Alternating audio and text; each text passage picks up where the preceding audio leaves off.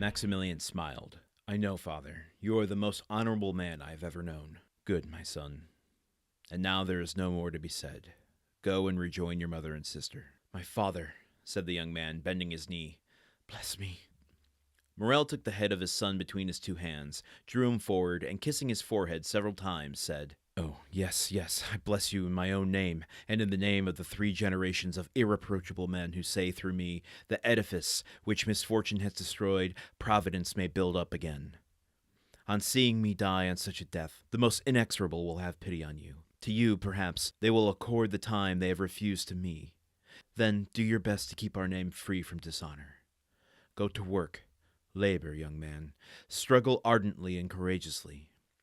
Live, yourself, your mother and sister, with the most rigid economy, so that from day to day the property of those whom I leave in your hands may augment and fructify. Reflect how glorious a day it will be, how grand, how solemn, that day of complete restoration, at which you will say in this very office, My father died because he could not do what I have this day done. But he died calmly and peaceably, because in dying he knew what I should do. My father, cried the young man, why should you not live? If I live, all would be changed. If I live, interest would be converted into doubt, pity, and hostility. If I live, I am only a man who has broken his word, failed in his engagements, in fact, only a bankrupt. If, on the contrary, I die, remember, Maximilian, my corpse is that of an honest but unfortunate man. Living, my best friends would avoid my house. Dead, all Marseille would follow me in tears to my last home. Living, you would feel shame at my name. Dead, you may raise your head and say, I am the son of him you killed, because for the first time he has been compelled to break his word. The young man uttered a groan, but appeared resigned.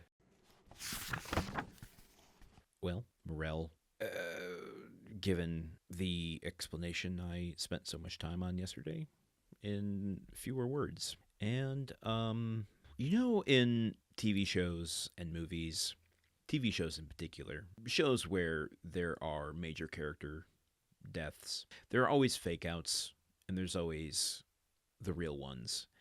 And you can always sense the real ones coming because they, especially a long-running show, they give a character a certain amount of resolution and a certain amount of an exit scene. That big monologue, that big sequence that is kind of honoring their time on the show, giving the audience some sort of catharsis and closure to what is inevitably about to happen. If this were a miniseries, if this were a TV show, this is the moment. Morrel is right there.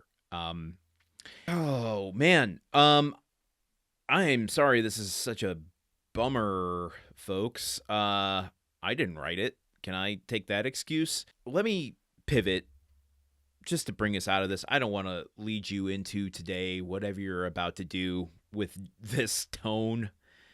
Let me try to this chapter is sending me through it, man. I got to be honest.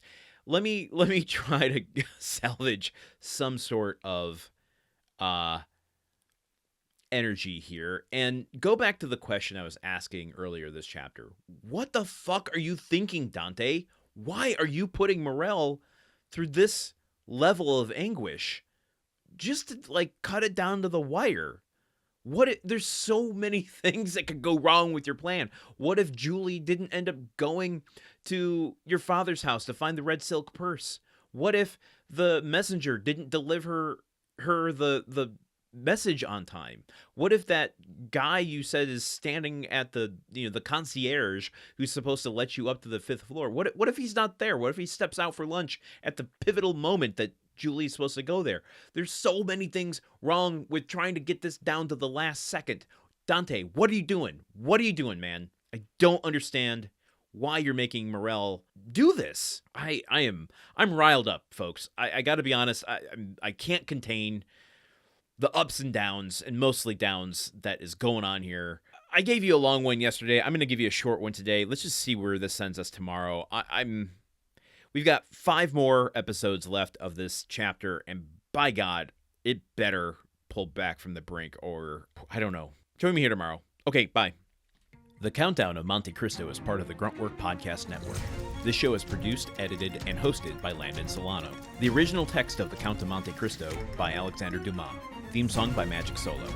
If you want to support the show and others like it, visit patreon.com/gruntworkpod. Thank you for listening. See you tomorrow.